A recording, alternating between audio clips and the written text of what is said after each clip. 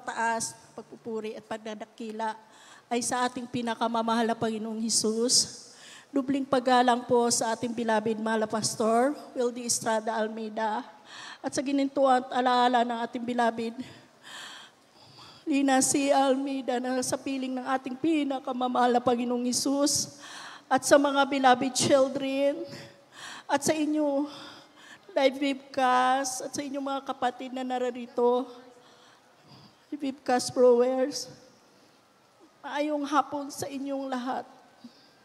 Mga minamahal, isi-share ko po kung paano kami tinawag ng mahal na Panginoon sa gawaing ito.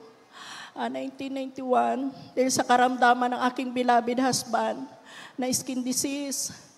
Ito po ay mula liig hanggang po sa paa. Hallelujah. Yung beloved nanay ko po, isa po siyang adult squire. Tapos po, yung may karamdaman po ang aking beloved husband, sinasabihan po niya ako na dumalo dito sa gawaing ito. Ngayon po, sa madaling salita, dumalo po ako. Kasama ko po yung beloved husband ko. Yung time na po yon, yung skin disease ng beloved husband ko, nung siya ay mabautismuan, pinagaling ng mahal na Panginoon. Hallelujah.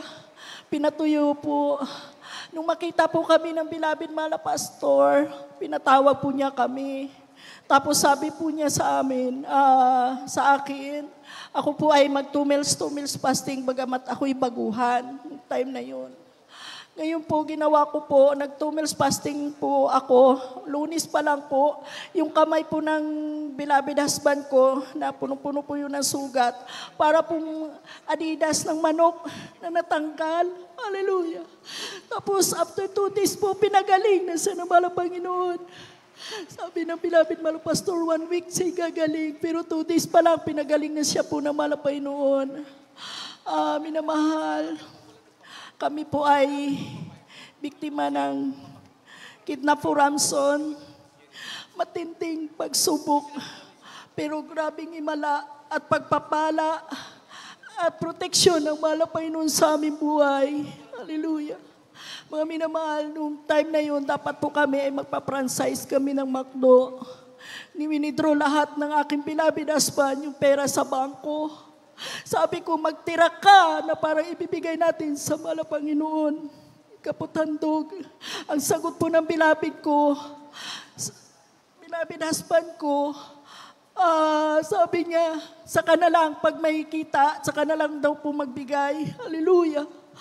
Ngayon po, pag withdraw po nila, may nakaabang po na isang sasakyan po sa bangko. Bali po sila kinidnap.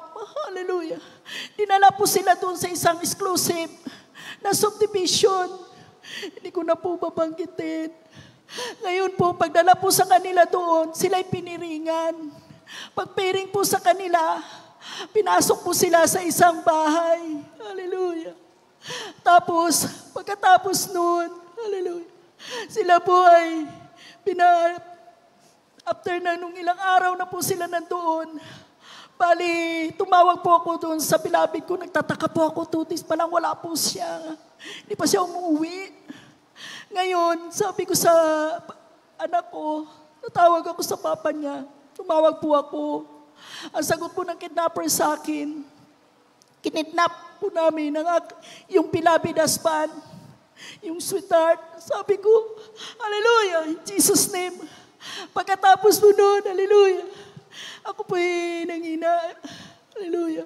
Pwede po makausap ang beloved husband ko.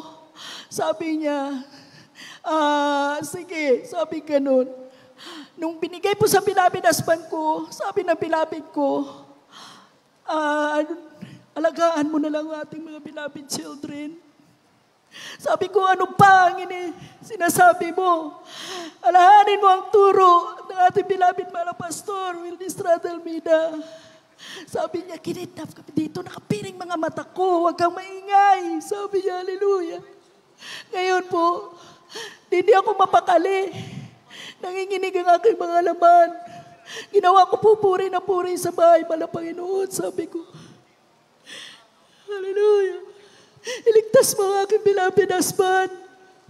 Saan man sila naroon? Sa pag-ingatan mo sila, mahal na Panginoon. Alam niyo mga minamahal, yung time na yun, may isa pong kidnapper na matapang. Sabi niya, ipasok ko na sa kwarto yung beloved husband ko. Pagpasok po niya sa beloved husband ko, unahin na natin itong matangkad na ito. Hallelujah. Pagpasok po niya sa CR, pinaluhod niya sa harapan nakatali, nakapiring kanya mga mata. Nalala po ang turot, aral ng ating beloved mala pastor, ng ating beloved husband. Hallelujah. Sabi niya, sige, magdasal ka na at kita'y papatayin. Alam niyo, pagtaas ng beloved husband ko ng kamay, pagputok sa kanila ng baril, sabi niya, Jesus ni Pastor, tulong! Hallelujah! Hindi pumutok yung baril! Hallelujah! Hallelujah! Ilang beses po nilang pinaputok sa beloved husband ko, hindi pumutok. In Jesus' name, hallelujah! Pangalawa po, may kasama po siyang Chinese. Ito pong kasama niya Chinese, lumabas po sila inila. Pinapasok niya, sabi nung paglabas ng matapang na kidnapper, sabi niya, anong mayroong taong ito? Sabi niya, siguro may anting-anting, sabi niya wala. Tapos kinausap po siya nung pinsan na Chinese, pinsan. Sabi niya, anong sinabi mo? Sabihin mo, Jesus ni Pastor, tulong! Sabi niya, hindi puputok yung baril nila. Hallelujah! Ngayon, ang ginawa po nung beloved husband ko, dahil lumabas po sila nakatayo, isusunod na sana yung pinsan niya, hinawakan po ng beloved husband ko. Tapos silang dalawa ipasok sa CR para po sila ipapatayin. Hallelujah! Ngayon, ang ginawa ng beloved, ng mga kidnapper na yun sa beloved husband ko, dalawa sila, pasensya na sa kumakain. Umihi po yung beloved, pinsan ng beloved ko. Hallelujah! Basa na po yung kanyang mga salawal. Pag sabi niya, luhod kayong dalawa. Pagputok sa kanila, sabi niya, dahil gusto na nilang patayin. Pagputok sa kanila, hindi po tumalab yung baril, hindi po putok. Hallelujah! Hallelujah! Glory to God! Hallelujah! Alam niyo mga minamahal, takang-taka yung kidnapper na yun. Ginawa po nila, lumabas po sila dahil mayroon pong bakante doon sa gilid. Mayroon po silang silencer. Binarin po sa labas, pumutok. Hallelujah. Binalikan po sila. Tinanong po yung beloved ko, anong mayroon sa iyo? Mayroon ba kayong anting-anting? Sabi niya, wala. Anong sinasabi mo kanina? Jesus ni Pastor lang po. Sinabi ko, ibig sabihin, ang ating beloved mala Pastor Wildy Estrada Almeida ay in-time prophet sa buong mundo. Siya ang kahuli-huli ang propeta sa ating panahon ito. Hallelujah, hallelujah. Tapos po mga minamahal, yung time na yun, tumawag ulit yung kidnapper sa akin. Ang sabi niya, Madam, kung may idadagdag ka sa beloved mong sweetheart mo, na pera magdagdag ka. Sabi sa akin, wala na po akong pagdagdag. Sabi niya, tingnan mo na lang sa dyaryo o sa telebisyon ng mga beloved mo. Sabi ko, hallelujah. Magpakawalan mo na ang beloved ko. Total na sa inyo na yung pera. Malaking halaga na sa inyo na. Sabi ko sa kanila, sabi ko, wala na akong pangdagdag. Kung magtatagumpay kayo sa mundong ito, hallelujah.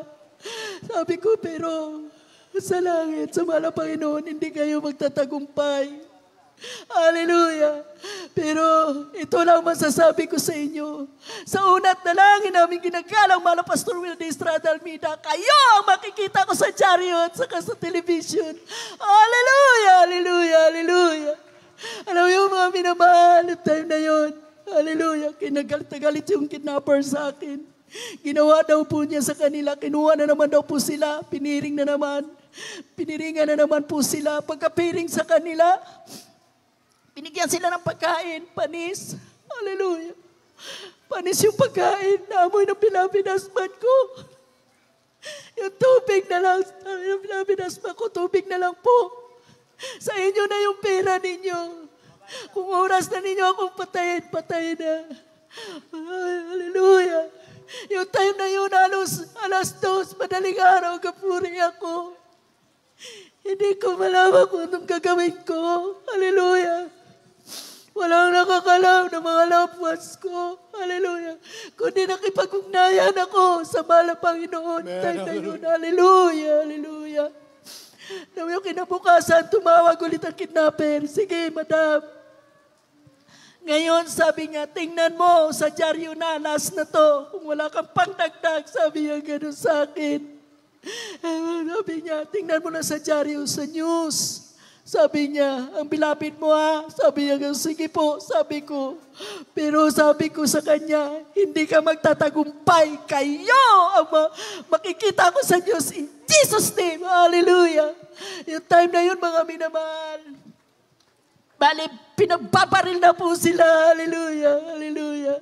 Tapos may iniwan na sila nung matapang na kidnapper. May isang nagbabantay sa kanila na mayroon pong nagbigay ng tinapay.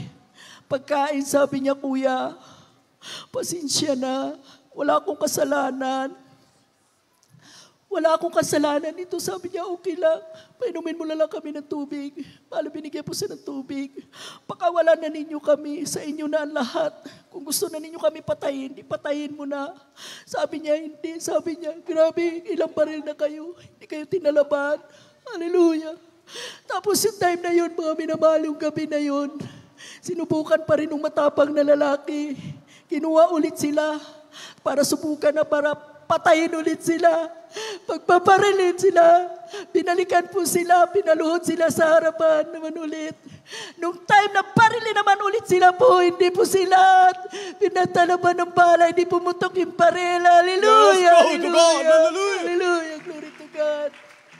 Tapos yung time na yung minamahal, ginawa po ng kidnapper. After 3 days, piniringan ulit sila at dinala po doon sa may jagingan, pinakawalan sila. Pagdating doon sa jagingan, pinaluhod. Pagkapaluhod sa kanila, sabi niya, magbilang kayo hanggang 20, mga alas 2 ata yung madaling araw. Tapos pagkapiring sa kanila, itaas yung kamay nyo. Tinaas po ng beloved husband ko yung kamay. Tapos magbilang kayo ng 20. Pagbilang po ng 20, nagbibilang po sila, wala silang naririnig. Hallelujah. Nung time na yun, mga alas 3, may nagja-jogging. Tapos sabi nung nagja-jogging, bakit kayo nakataas at nakapiring ang iyong mga mata? Hallelujah. Sabi ng beloved husband ko, kami po ay kinidnap, dinala kami dito. Sabi niya, hindi niyo alam. Marami ditong sinasalpit. Dito ay mapuno at madamo. Pero kayo ligtas. Hallelujah. Praise the Lord. Hallelujah. Hallelujah. Grabe ang proteksyon ng mahal na Panginoon. That's so, right. nakalangin ng ating beloved mahal na Pastor Wildy Estrada Almeida. Hallelujah. Tapos yung time na yun, nung pinakawala na sila, hinahanap po yung sasakyan. Nung paghanap po ng sasakyan, sabi po ng guard, nandoon may sasakyan, kinuha po. Umuwi po kasi dali-dali sa bahay namin. Tapos yung time na yun, umuwi po kami sa China. Pag uwi po namin sa China, doon na po kinuwento ng aking beloved husband ang lahat-lahat. Hallelujah. Yung time na yun, winter, sobrang lamig, pero ako'y nagpupuri sa mahal na Panginoon. Hallelujah. Kahit gaano kaginaw, pero malamig. Pag nagpupuri ka sa malapay, mainit. Ang aking pakiramdam. Hallelujah. Habang ako'y nagpupuri ng sulim, ako'y nakaiglip. Lagi ko po nakikita ang Philippine Airlines. Tapos sabi ko sa beloved ko, siguro pinapauwi na ako ng mahal na Panginoon. Time na yung gusto ko na umuwi kasi malayo po sa gawain. Gusto ko po makadalo. Hallelujah. Time na nakauwi kami, pag-uwi po namin after 3 days, nasa headline, pinatay yung mga kidnapper na sa monumento. Ang iba na sa Pasay. Hallelujah. Pinagtuturo ng beloved husband ko sa television. Bigla po ako napayakaw sa Table Center. Hallelujah. Sabi ng beloved husband ko, yan po yung nag-kidnap sa akin dahil kitang-kita po yung mga muka. Sabi ko, punta tayo doon para isa tayo sa mag-testify. Na kinidnap ka. Sabi niya, wag na. Sabi niya, ayaw na ako mga patay. Isang sikat na sindikato. Panahon na yun. Hallelujah.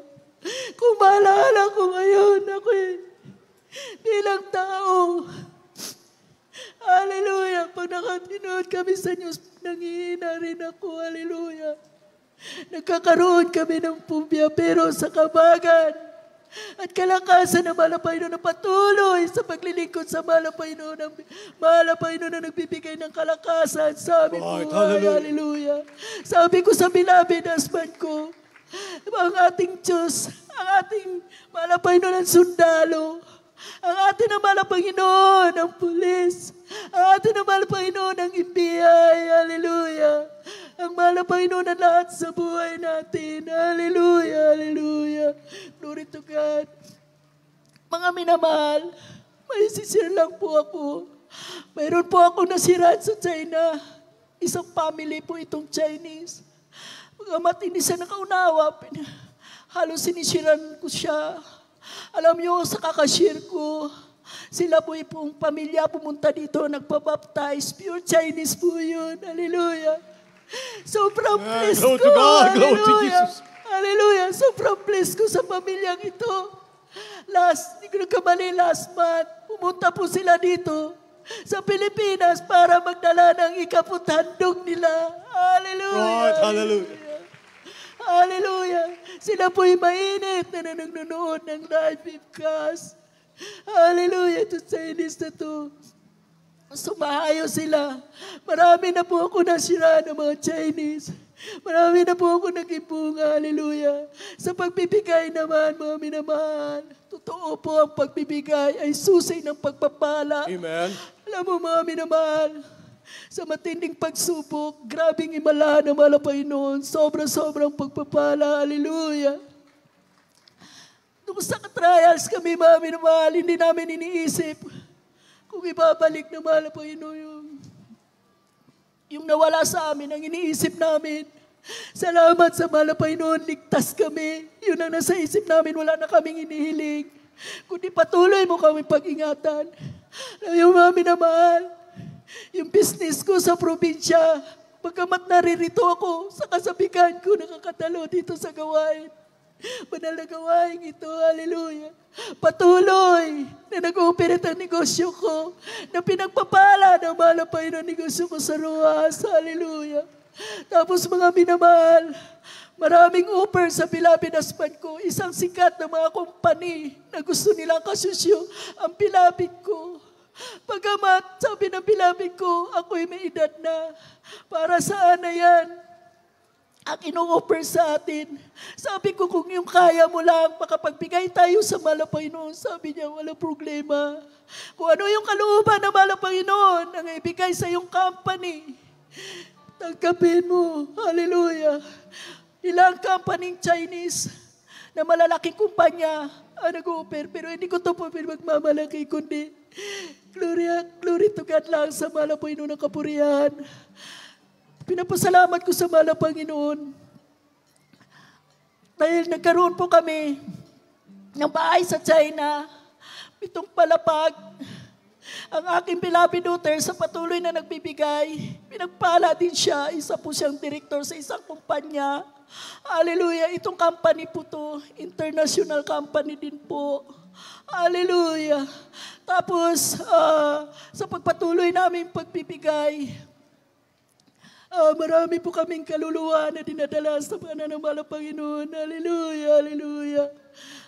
Ganito na lang po. Ang lahat ng kapurihan at pagpasalamat ay tanging sa ating pinakamamahal na Panginoong Hesus lamang. Hallelujah.